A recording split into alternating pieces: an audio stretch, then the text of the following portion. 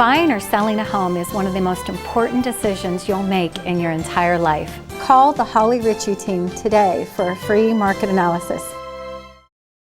Sure. Hey everyone, this is Span the Need. I'm Anthony Spano. Glad of you to join us for Stories of a Lifestyle. Tonight I have a great guest tonight who this is kind of near and dear to my heart, which we'll get into.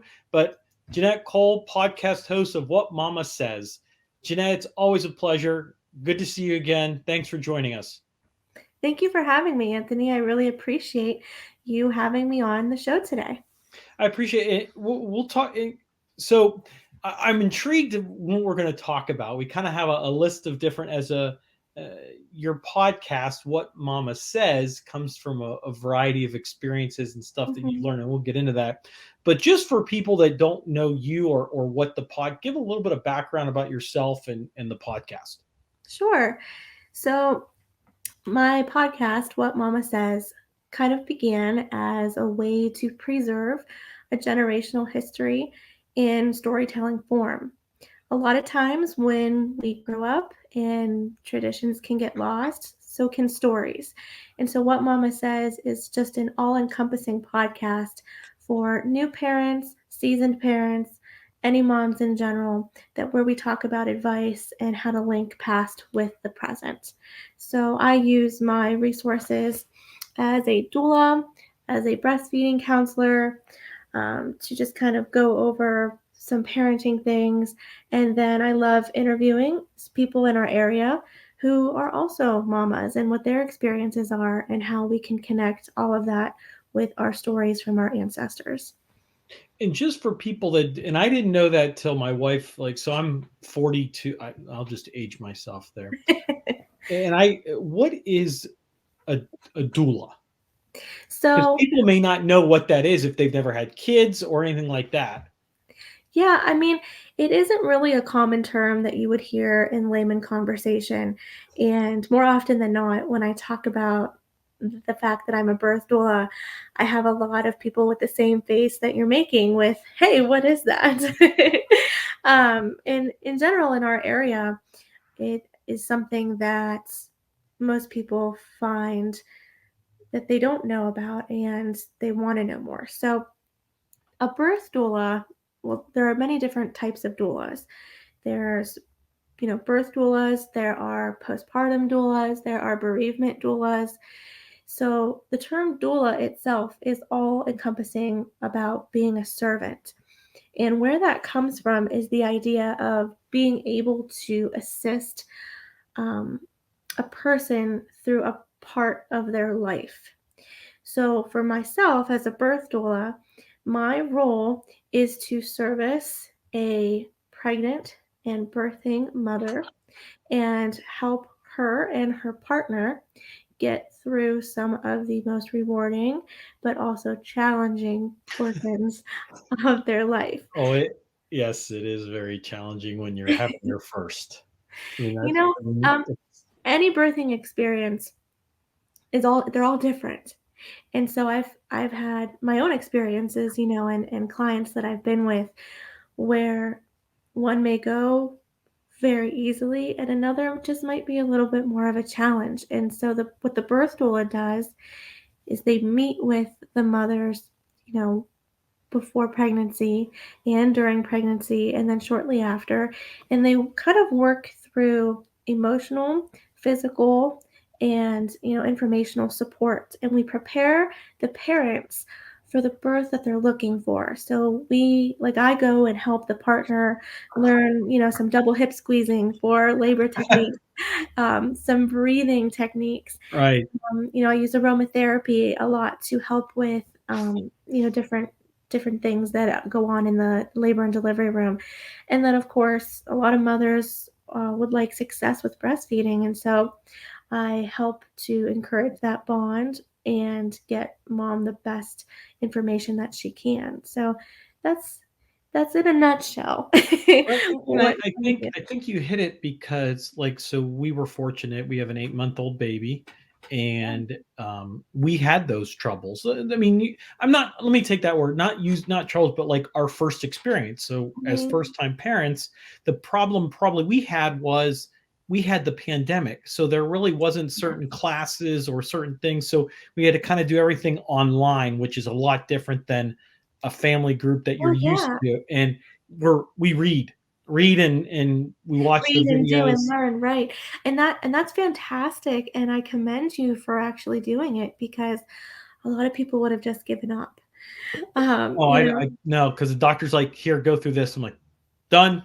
but it can be very daunting, and right now with everything happening as far as the pandemic, you're absolutely right, Anthony. There are no, in our area, at least right now, in-person breastfeeding classes. Those have been suspended. So those of us like myself who are breastfeeding counselors, we're the far and few between that can actually go and make house calls.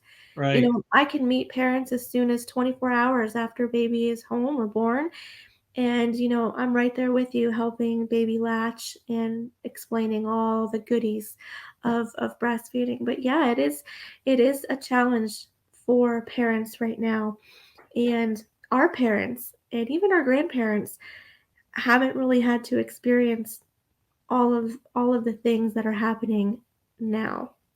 And so we're trying to navigate being a new parent, but also going through all of this in the world. Exactly. And we were fortunate. Our baby, we're fortunate. We have a baby girl named Adriana, Italian. Oh, very beautiful. I Yes.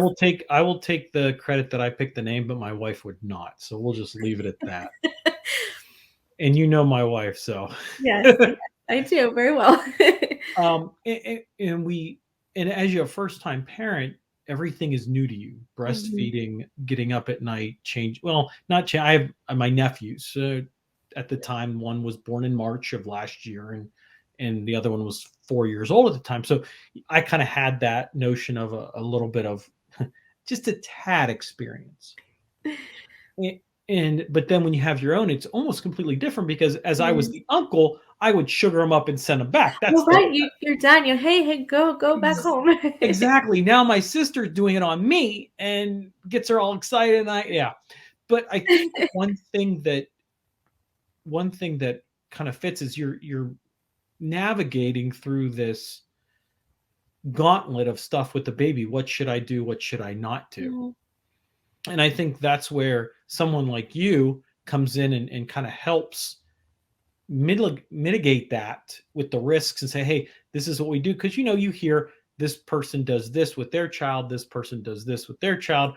Or as my mom and older Italians like to say, we did this back in the day, but if we did it to now, Oh, big difference. absolutely. A lot of things have changed as far as, which of course, even just within our lifespan, and safe sleep habits, and that's the one thing they really press into you when you become a new parent, that back is best.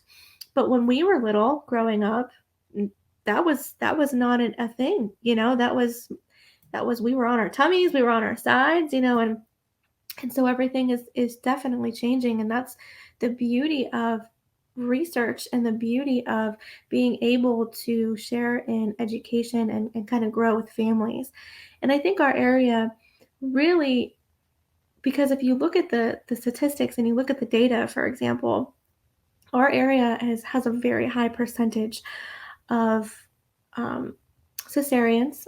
We have a very high percentage of inductions, and so when you look at that, especially with the fact that we really only have one labor and delivery hospital right now. Yeah. So we are very inundated in a hospital setting, and a lot of times, especially with any business, because a hospital is a business, you know, patients might not get that standard one-on-one care that is specific for the individual. Right. So as a doula, that's what we do. You hire us and we give you that specific one-on-one care and give you the research that you need to kind of make your own informed decisions for the birth and raising of your child. Well, and I think that's a great point because and no matter what, it is a special occasion, Mhm. but depending on your it could be depending on who you are, or in regards to complications, or just people in Right. general, that first time parents, or some people don't have support around. So that helps in a variety of ways. But I think it also helps where, at least with your podcast, you're telling stories about what happens, what's going on. Here are some things to know. And I know that kind of that's how that got started. And what do you think is the top 3 or 4 challenges for first time parents? Okay, wow. Just 3 or 4? So I know there's a lot, because I mean, like I said, I'm a first time father, but I think just to try to understand, like, generalizing what that might look like, because I think for our viewers, we want to make sure that, hey, here are some complications that you may need to look up just for becoming a first time parent. I think to generalize it, I think one of the very big complications is having the support of the village. And what I mean by that is you don't really understand or know what the village is until you do become the parent, if that is the path that you choose to take to become a parent. And what I mean by the village are not just, your family members, but anyone and everyone that you have come in contact with is your village. And when you have children and you're raising your children, the village becomes so important because that is how we function as a society, where we can lean on each other. So, instead of saying, oh, yes, whatever you need, let me know, bring over a meal instead. Kind of not forcing it on someone, but you know what? I thought today you might need this. Giving yourself grace. It's okay to use paper plates. When you come home from the hospital, the last thing you really want to do are a bunch of dishes. And it's a very new thing. And so paper plates, it's okay. It's all right. It's a season. You might pull out the plastic forks. It's all right. So giving yourself a little bit of grace would be my number 2 thing for complications, because a lot of times we like things pristine. In our house, we're very, very Italian, cleanliness driven. So, one toy's out of line, and we got to pick it up. Just let it go. I've gotten better. I've gotten better after the baby was born. When it'll get worse, Anthony, because then you're going to see they're going to run around and there's going to be toys everywhere. And you have to say, you know what? This is how my toddler learns, by making a mess. And then I can help my toddler learn how to clean the mess. And it's a process, but just giving yourself grace with the chores and giving yourself grace that way as far as meals. Those are the top 2, I think, complications. So that doesn't even have anything really to do with the child. It's more about your mental health, because a lot of things go down in that delivery room. And when you come home, it's good to be home, and it's also good to give your mind that rest and break that it needs. Time is another one. So a lot of us as parents, many of us have to return back to work, after having a child. And if you're able to give yourself some grace with time, if you're able to take some time, do it. They say that the first 4 years of life are the most crucial developmental years for children. And even if you do have to return to work, what are some things that you can kind of think of or take time with to say, I want to make sure that my own personal schedule isn't so jam-packed that I have zero time to interact with my child. And so little things like reading every day, making sure that your child knows that, hey, I go to work and I provide for you. So, I come home and now it's time for us to snuggle and be together and read a story or play with this. That's a big one. It's time. I see a lot of parents with older children that always give me advice. And they always say, honey, I wish I had more time with those little ones. And we just have to remember that time. Would you consider this statement true? I always got told, my sister or just some, like being at the hospital, they'll kind of say, make sure you take care of yourself so you can take care of the baby, because if you can't take care of yourself, you're going to have a tough time with the baby. Well, you Babies can't are pour healthy. from you definitely can't pour from an empty cup, you know? Yeah, you be healthy, eat healthy, Right. so you can take care of your baby. So that's a pretty much a. I've heard it from a lot of people, and I kind of take that as a notion that, hey, when I get up in the morning, I need to get myself ready first. Then I can get the baby up and spend that time with the baby. And you're gonna find, and I'm sure you already have, that there's so many sacrifices that come into play when you have your child because, like you said, getting up early. Well, what is early? My children, sometimes they wake up, 6:30 in the morning, 7 o'clock. And so I know I in my head, agree too. right? I know in my head that if I'm not ready and I haven't had that moment in the morning to myself, I'm not going to be 100% mom today. Mhm. So I make the sacrifice and say, I'm getting up early and I'm getting up and I'm going to do what I need to do to get ready, whatever that is, so that I am ready for my children. And yeah, that is really, really good advice that your sister was talking about, is nourishing yourself. And the old Italian way is, especially for breastfeeding advice, but even just for nourishment in general, soup. you know, we're always making soup. My mom, God bless her, both of my parents are 100% Italian. They're off the boat. So my Yep, mom, my dad and my mom says she's off the boat, but she's not.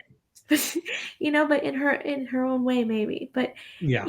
mom would always, with both of my children, I didn't ask. There was soup every week, a new batch of soup. Honey, you need to be nourished. You need to heal. And I never questioned it because that's just her way. And so yeah, nourishing food is definitely something that can be helpful. What, even a protein shake. Mhm. As Well silly as that sounds, it's just easy in the morning and you got that protein. well, I think the other thing we look at is formula and food and breastfeeding for the babies nowadays. Mhm. We talk about that Similac just had a humongous recall, took Yes. all Similac off the shelves. So now everyone's scrambling to find others. So that pushes everything to the. What do you do when you can't find the formula that you need? Because I talking with a lot of friends and family, they just can't find formula at all. I mean, they can find the food patches, but not the Mhm. actual formulas. So what do you say to those parents? Because that's something like I've been wanting to ask, and you're the person to ask on that. What do you do? So I have a lot of clients that they've actually contacted me asking how to relactate because Okay. be, because of this situation, Anthony. Formula cost has gone up, and because of the recall, a lot of the moms that were breastfeeding and quit for one reason or another have asked, how can I actually relactate? Can I do that? So as an option, the answer is yes, you can relactate. So many mothers who are interested in breastfeeding and only using a small amount of formula to supplement because it's so hard to find, that answer is yes, you can. Now, for parents who use formula, a lot of parents that I've talked to are trying other means. They're going online. They're trying to purchase it right, from Amazon or from the actual store itself, and they're trying to buy in bulk. I've had a few that have switched brands. They've talked to their pediatrician and they've decided on a different brand and it altogether to just make sure that that would be available to them. But you never know. There's always a risk, even with our food, with everything.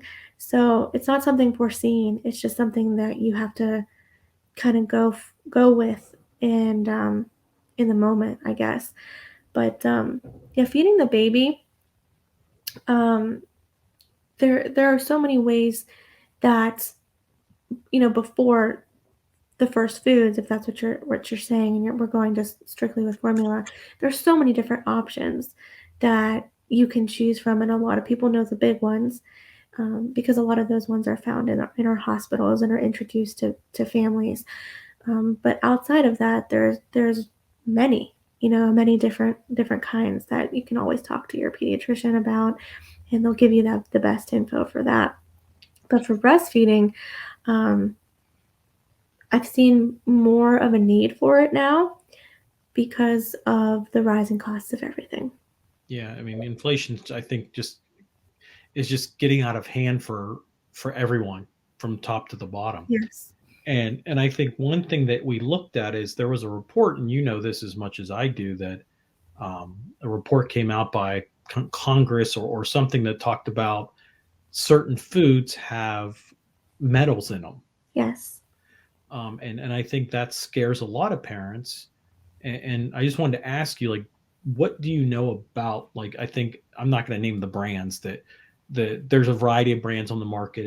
It's a report that says there's metals in some of these, but they're not, what's the word I'm looking, they're not harmful to the baby. Am I correct on that?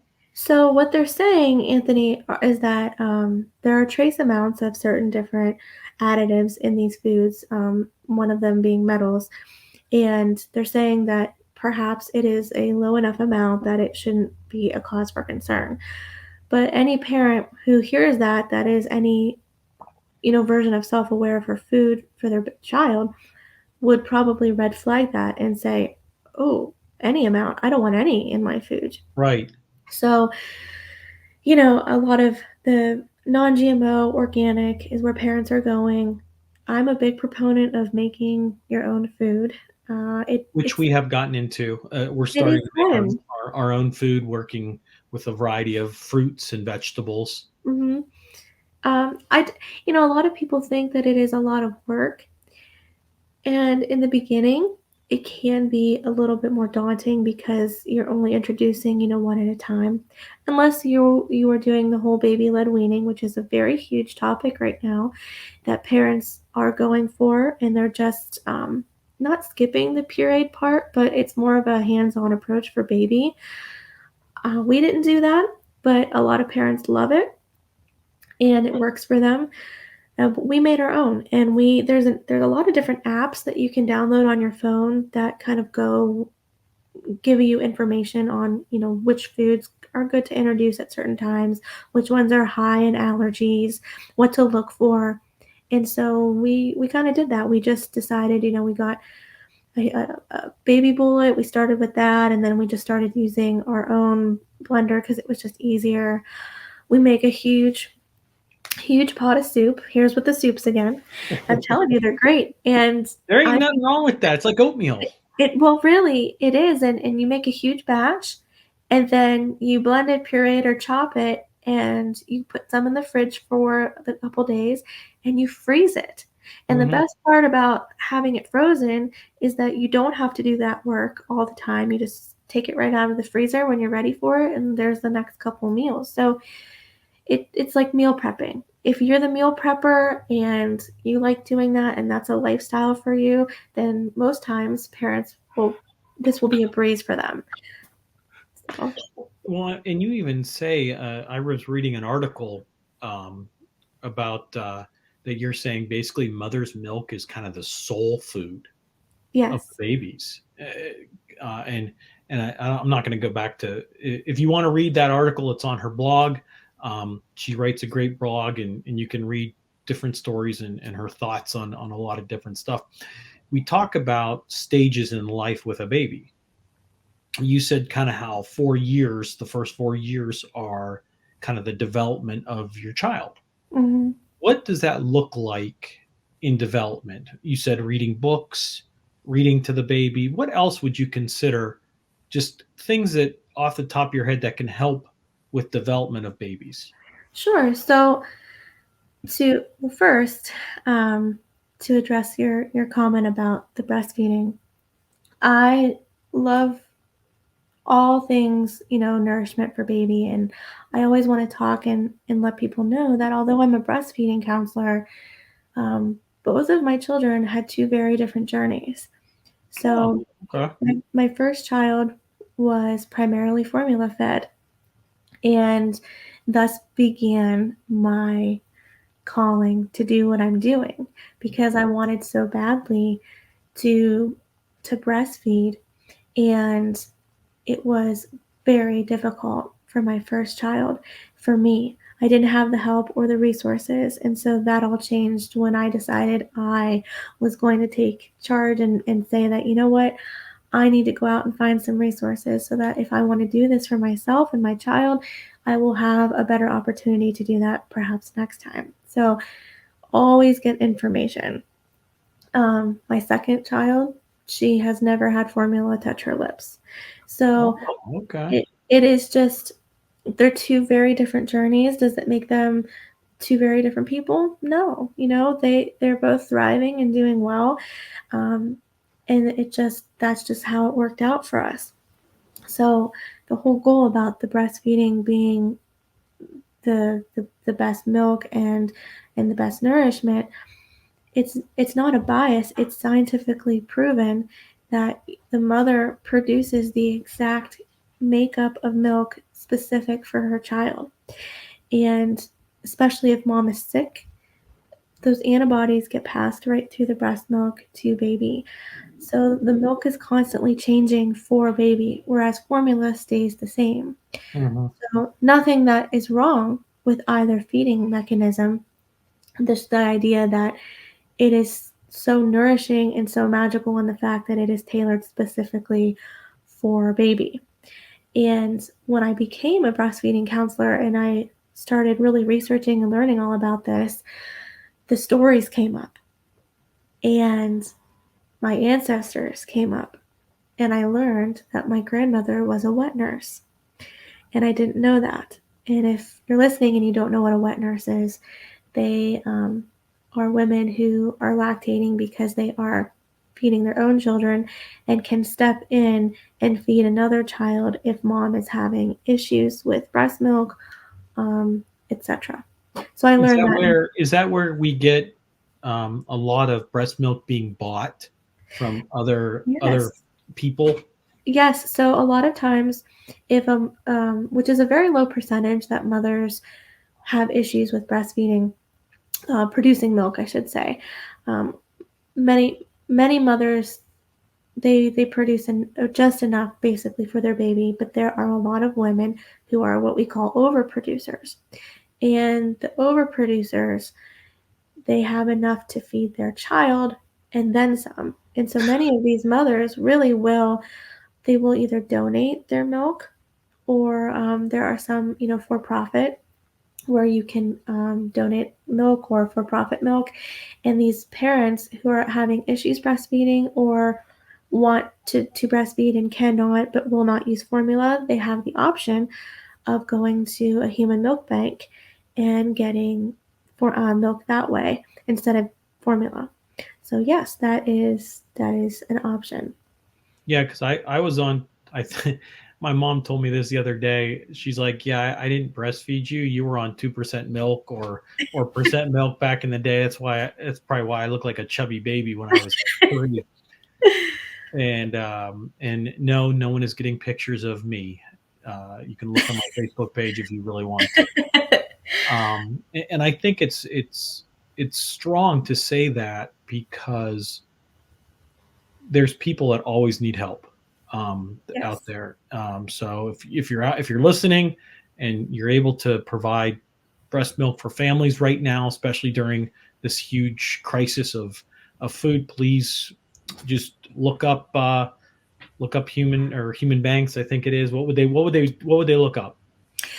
They can really honestly just do a quick Google search, and you can type in the keywords donate human breast milk. And there are, certain things that you have to go through stepwise to be able to donate that. And there are a lot of local families, local moms that have done it. So I'm sure Facebook has groups, and there are, there's groups for everything. So yeah, just a quick Google search will give listeners all the information that they are looking for. So we talk about kind of making sure our baby is healthy. Right. Reading. What else can we look for at that up to that 4 years old? Because by then they're probably running around your house grabbing every cord and remote control humanly possible instead of actually playing with their toys, which my daughter does. She's not running around, but she's past the army crawl. It's boxes. Everybody thinks that toys are the answer. It's just cardboard boxes. They just love boxes and crinkly paper. Ours goes, you know what? Ours goes for the remote controls, and then when they're on the ground, goes right for the TV, even when I turn it off. So you know what? Great, but I got to be more maneuverable and faster. You will get in shape very fast. Yeah, I've heard that one before, and I referee high school basketball, so I'm not even in shape for that. A lot of parents, they have their own tips and tricks for making healthy development. One, of course, being nutrition, which is why we touch on the breastfeeding and then the nourishing foods. But it's tough, especially when you get into the toddler years. And I have had people tell me, especially with my son, who's 2.5, he's a great eater. Do they call it terrible twos? They do, but I've heard from my mom that I was a terrible 3. So my mom will say I'm a terrible 2 through 10. Maybe. Oh Lord, I don't know what's gonna happen with him, but he's honestly, he's good. He's a great eater. And I had some parents tell me, "Oh, just wait. He's a great eater. Just wait." And so the last few months, all of a sudden, we don't like broccoli. And I'm like, "Wait a minute. You love broccoli." No, I do not want this. So I can't even trick him, putting cheese sauce on it or, my wife has to do that for me for broccoli because she's like, "You won't eat your vegetables." I said, "You're 40-some years old. Why don't you eat vegetables?" I go, "I don't know." Then she'll put cheese or ranch dressing, or I'm like, "Yeah, I'll take it." Yeah. Well, because then it becomes the opposite of what it's intending to do. Yeah. So totally the opposite way. Yeah, really. So what I have done with him, and I've kind of given a lot of parents this advice too, when they say, "Oh, what all they're going to eat is French fries. I can't get them to eat anything else." So don't take it personally, because that's something that I had to learn because I home cook almost everything. And when a kid refuses your food, you're like, "What? This is amazing. I just worked so hard on this." So don't take it personally. It could be a texture thing, or they might like broccoli, but only a certain way. And we go through a lot of smoothies. And so I will, say in a day that he's going through a phase and he's going through an issue of, I am only going to eat what I want to eat, but he loves smoothies. Well, guess what goes into the smoothie, Anthony? We put carrots and spinach and broccoli, and then a little strawberries and maybe a little bit of oat milk and a little bit of flaxseed, and we blend that right up, and he goes, "I got a milkshake." Yes, you do. Yep. Well, and then in 10 years when he watches this podcast, because it'll be on the internet somewhere, or listens to it, he'd be like, "Oh, my mother did that to me." And that is how I have to make sure that, we're eating a little bit of a balance, because it's okay. He wants to eat potatoes, sure, that's all right. But you know what? We're gonna do this morning, and he doesn't fight it, and so we're good with it. And so other parents have different tricks that they do.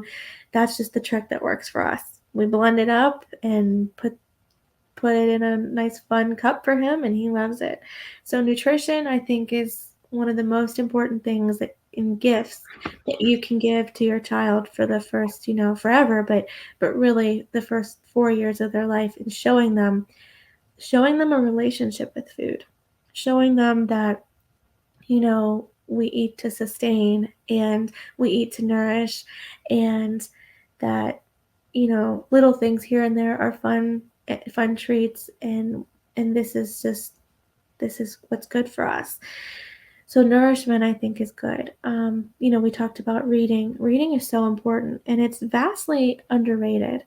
And if you are listening and you want to get your hands on some free books, they do have that imagination library that you can sign up for, and you get a book a month for your child for free, and it's sent right in the mail. So that's always a fun one for us when we go check the mail. It's, oh, which book did we get this month?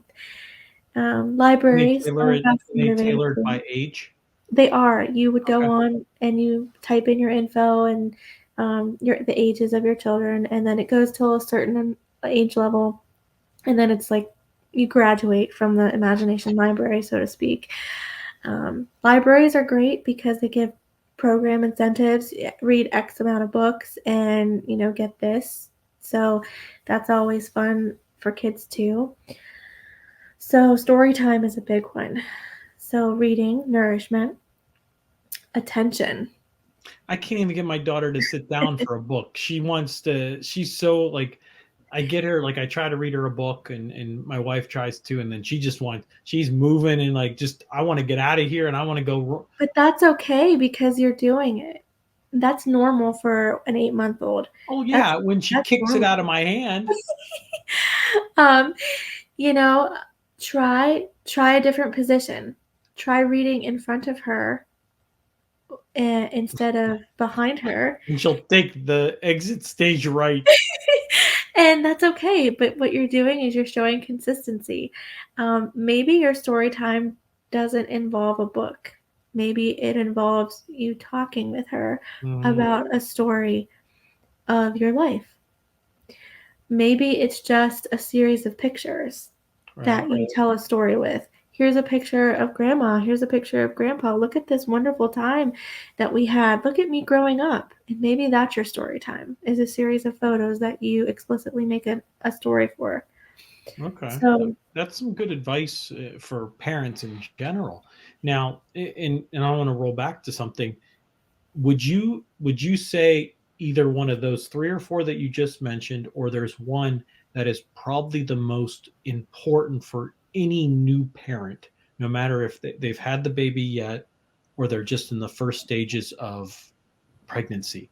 What would you think would be the ultimate thing to know when that? I mean, I'm asking because I think if it's one of those, great. If it's not, what would it be? to know for development, you mean? Just in general, like for Or any just parent in so general. so I think one of the number one things um, to know about children or being a parent. Let's see. I think the number one thing about being a parent is that you're learning as you do it. There's no right way to do anything, and you can take tidbits from anyone that will give you advice, but oftentimes you know your child the best, and it is different for every parent. So parenthood your way, parent your way, and know that it is a learning experience for everyone, no matter how old you are, no matter how many kids you have. Still getting there in age. you know, um, there are going to be people who are going to tell you how to do things, and that's when you could say thank you so much for the advice, and then you just do what you want to do and how you feel that it works best for your family.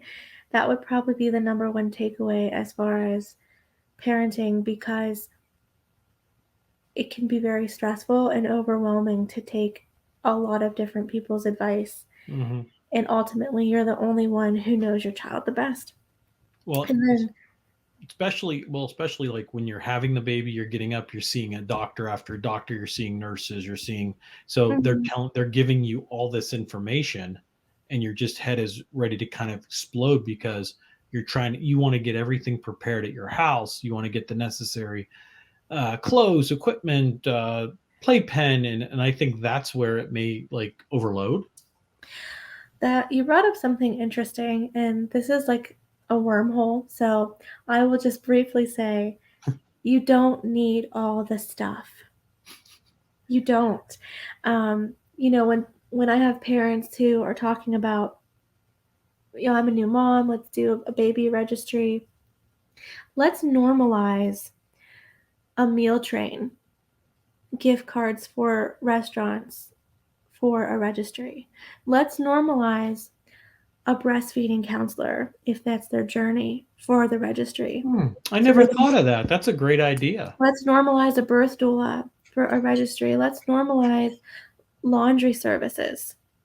Let's, things that parents will actually need, because the bassinet is cool, but it lasts for like 3 months. Yeah, playpens, swings. Some of them only last first year. Right. And those are really fun and cool to have, but maybe 1 and not 4. So you just really, it can be exhausting too when you look around your rooms in your house and you're like, wow, I have nowhere to walk. There's all of this stuff, and you don't really need it all.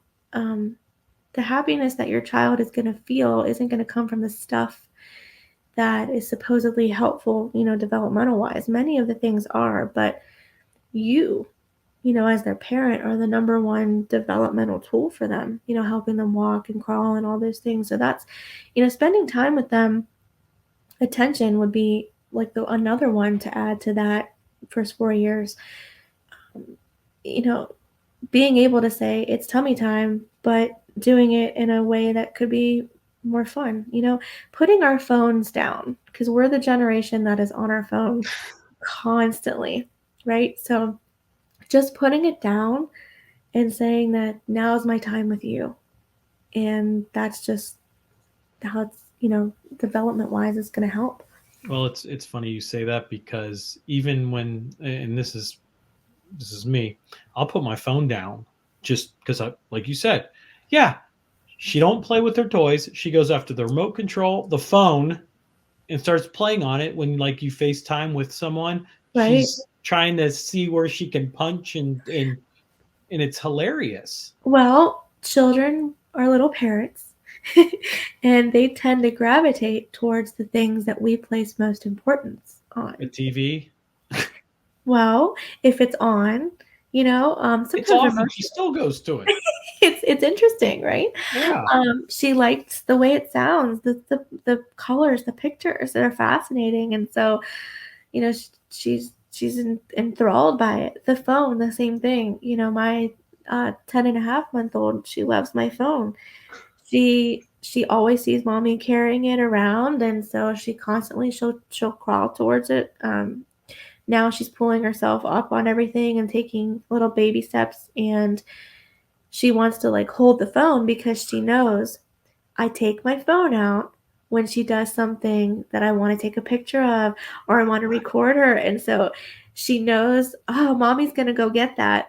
So it's important to her. It's funny you say it, because my sister was over with my nephew, who's probably a little over a year old, and he takes the phone and just runs around, like just starts trying to talk, like yeah. Like just and there was a video I posted online or gave to my sister, and it was hilarious. He's just walking around like he's talking on the phone, but Yep. baby talk. I'm like, yeah, but see, they know what they're saying. It's funny because it's like, what, like when you're a first parent, like, what are you trying to tell me? Just tell me. So I get it. Yeah, it's they are little parrots, they are little imitators, and so my daughter right now will use my son's blocks, and she'll pick up a block and she'll go, hello, and she'll put it by her ear because she hates what mommy does. Mommy picks up her phone when it rings and says hello, and so that's her imitating, hey, hello. And it's funny because when you mention pictures and video, I mean, we barely have probably video like we do now. Seeing the baby walk for the first time, like we had the old VH back 20, 30, 40 years ago. The difference where we can take thousands of pictures of our baby, and back then we may only have had 300 or 400 throughout your first 10 years. And I enjoy it. I don't know if my wife does. but I get it. And I appreciate you explaining, because I hope people understand, like, just some of the things that you may have challenged your first child, or maybe you're in the second child, because like you said, each child is a different experience. Mm-hmm. And we look at that, and we look at just a variety of different things. From, we talk about breast milk, about just planting and really worrying about what we have in front of us.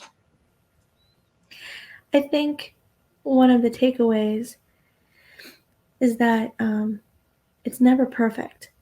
A lot of us as parents are seeking perfection as a way to say, well, this is how you're supposed to do it, or this is how we need to do it. It has to be this way. And parenting isn't really about perfection. Oftentimes it's just about surviving, to be truthful. But Yeah, really, that's a true statement. I mean, really, it is really hard, I think, too, for our generation, because we are surrounded by, I call them, I have an interesting name for them. I call them the perfectionist posers. These are the people you see on social media, Instagram, Facebook, and they only post the like very perfect moments of parenthood. I know that your son has a tantrum, but we're never going to post pictures of tantrums, right? And so when you're scrolling through social media and you see these, and your life at home isn't like that, well, my son's having a tantrum, theirs isn't having a tantrum, why can't my son be like their son? It's because you're not seeing the full picture. You're only seeing perfection as it's posed on social media. So I tell parents that when they say, well, why isn't this working for me? Why isn't this method working for me? That you find your method and just step away from the perfectionist posers, the people on social media who think that parenting has to go a certain way, and find your own way. Well, I think we look at a variety of different things, and one of them is you have a shop on your website that Mm-hmm. helps families.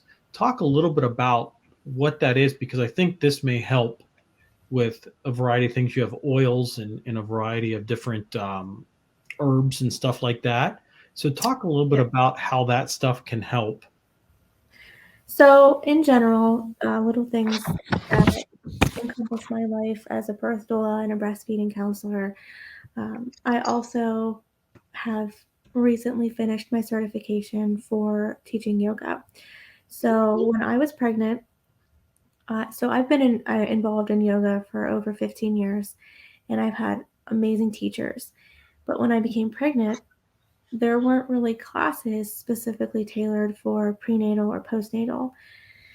When I had my cesarean section with my son, getting back into working out and building those core muscles was really important, but it's not something that you can jump right into. And so even with my yogi background, it was really difficult to find classes that really tailored to movement. So what I've done now is I offer prenatal, postnatal, mommy and me classes, kids yoga classes, because a lot of the classes in our area are wonderful, but they weren't tailored to something that I specifically needed, because I had to recognize what my own body was after the intense trauma that had happened to it, and that it changed. And so being able to still practice yoga, but learning it in almost like a brand new way, was what drove me to do that. So that's one of the services that I also offer for families. And I love the prenatal yoga class because partners can come and we practice a lot of different birthing positions. So even if you have a doula, your doula can come to that prenatal class. And as a doula, that's what I do with families. We look at different birthing positions instead of being supine, which is on your back, birthing in the traditional hospitalized way. And so different birthing positions open up your pelvis and allow baby to descend faster. And that's the beauty of movement and yoga. And we saw one of those videos, you got to get on a big ball, and we couldn't go to classes because we wanted to, and we couldn't because it was literally right in the middle of the pandemic. But then it's like, here, sit on the ball. Like they just show, here's what you do. And we're like, well, it'd be nice if there was an actual class, like you said, what you do Yes. to help do those types of exercises, because me and my wife, she did them, and we tried to make it so birth would be easier. Yes, and there's a funny little saying, Anthony, that someone told me one time, and they said, "You're a doula?" And I said, "Yeah." And they said, "Oh, so you like teach people how to bounce on balls and eat dates, right?" and that's what people's perception of being a birth doula is. But yes, we do more than that. But the whole movement in pregnancy is important.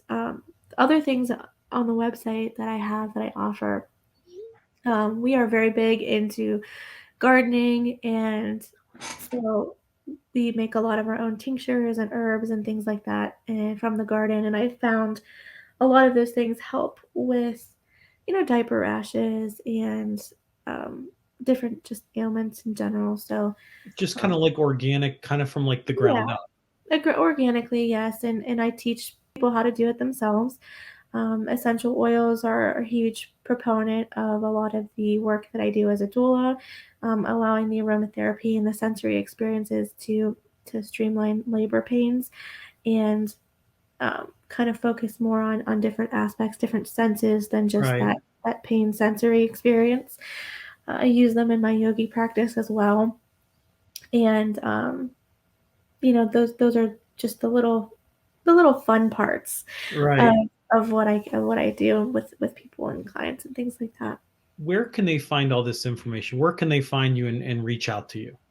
So on my website, it is under the business name. It's just nannamamame.com, and that's 2 N's for Nanna and 1 M for Mama.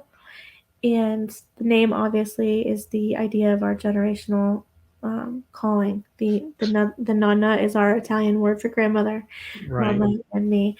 And there's on that page, I also have a Facebook, Nonna Mama Me, and an Instagram that you could find me with that handle, Nonna Mama Me. And I have a lot of updates that I post regularly. There's a phone number that's you can reach me at as well on my website, and there's different offerings that are on there as well. Well, I appreciate you taking your time. I thought this was a great conversation. I know I got educated on a lot as a first-time parent, and you can check out her podcast on Spotify, What Mama Says, and we hope you have fun with her podcast. So I appreciate you coming on. At the end of each show, I like to have some fun questions real quick. Are you interested? Oh, absolutely. Okay. I'll do my best. So any answer can be public or private or personal. It's totally up to you. Professional or private. It's totally up to you. Personal or private, something like that. What's your best accomplishment? My best accomplishment is becoming a mother. Okay. There are very few things in life that change you as much as motherhood, and that is any certificate I can get, any professional learning I can get, but becoming a mother has been my greatest accomplishment. Okay, nothing wrong with that. What's your best memory? My best memory would probably be spending time at my grandmother's house in the garden. Okay. Those would probably be my best memories. Memories that I wish I had more of. Memories that I wish I asked more questions. Memories that I wish I appreciated more when they were happening. As an Italian, I love Italian tradition. I love that Italian background, at least me. Best experience. Best experience. These are harder questions than the other ones, huh? Yes, they are. You would think it would be the opposite. I've learned in my couple of years of doing this that no. I would have to say probably one of my best experiences would be traveling to New Orleans for our honeymoon, because my husband likes to joke with me and say that we only travel when it's hot in July, and then we only go to hotter places And Jeremy wouldn't say that. he says, why are you like this? Normally people in Ohio go to the warm places when it's cold out. We just go to hotter places when it's hot here. Oh boy. But that was probably one of the best experiences because it's literally like a different country down south.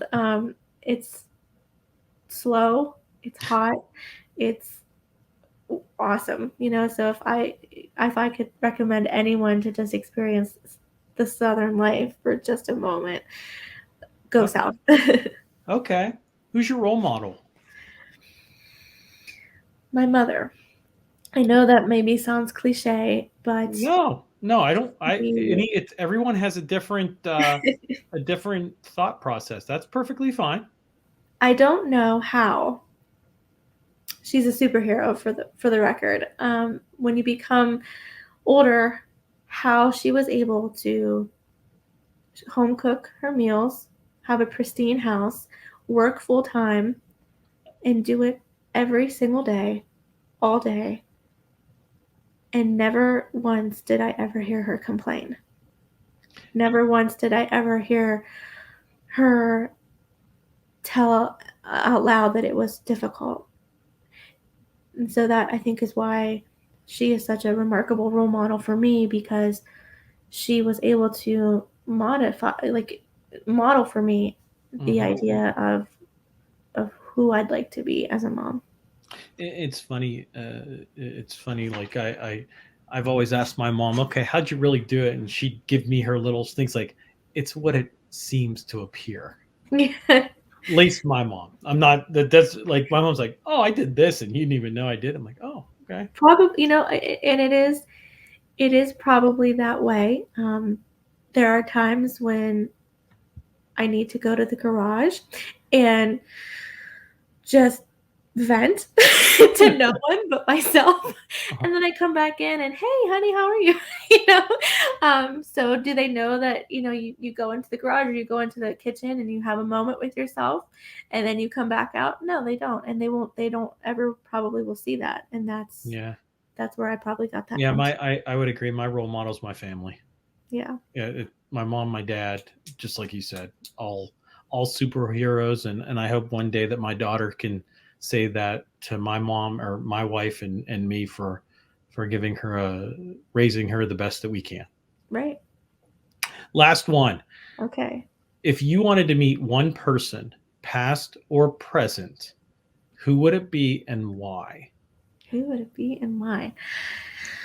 Just one person. One or two. I mean, I'd leave that up to you. I mean, I've had some people say it's totally up to you.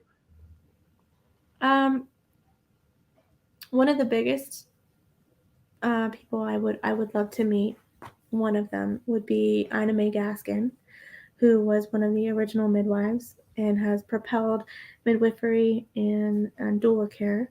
She would be one of the ones I would love to meet. I would love to meet Joseph Campbell, who is basically like the father of mythology and the hero's journey. If you don't know what I'm talking about, watch any Star Wars movie and you will know the hero's journey. I would love to meet him and pick his brain about everything. And let's see. I would love to meet William Shakespeare just to know if he really penned it all. I would just want to know. Well, yeah. I mean, hey, you never know. Never know. But I appreciate you taking time. It's always good to talk with you, Jeanette, and thank you for coming on. I hope you enjoyed and just to talk about what's going on and what should parents experience in some way. Yeah, I really appreciate you asking me, Anthony, and thank you so much for allowing me to share your podcast today. Not a problem. Jeanette, stay on. Everyone, thank you very much for joining us tonight. Hopefully you got educated as much as I did. You can check her out on Spotify, What Mama Say, and you can check her out on her website, Nama Mama Mia. You can Google it because I think I just screwed it up on the .com. But if you want more podcasts, information, events, or stories, please go to anthonyvspano.com. Have a great day, everyone.